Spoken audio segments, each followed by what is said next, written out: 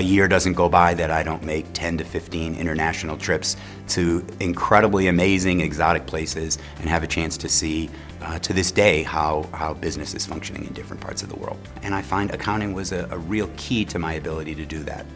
Because while different parts of the world may apply different types of accounting systems, of principles and so forth, the fundamental concept of accounting is the same in almost every developed market around the world.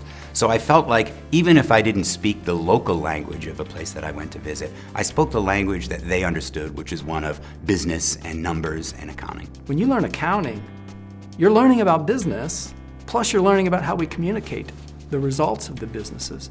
And that's a skill that regardless of what you go into, if you run your own business, if you become a CEO, if you go into sales, finance, any of those areas, understanding accounting is going to help you. And so I always tell my students, the starting point for accounting is first learning business, learning the transactions businesses enter into. How does Apple make money?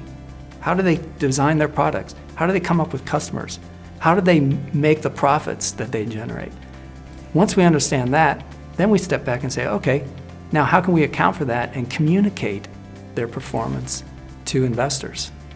And if you like learning about business and businesses like Apple and all these successful companies and what they do, then that's what we do in accounting. Accounting is the language of business, so if anything, it's nice to have that accounting background because you can really go into any industry or any job you really want because they're always going to need accountants. Accounting plays a really big role in the business world. When you look through financial statements, you kind of get a better idea of what makes a company successful, the components to a business.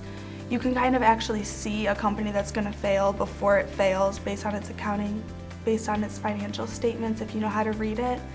So I think that element is really exciting. I remember somebody, before I started studying accounting, told me that accounting was essentially the language of business. And I was like, I want to learn this language of business.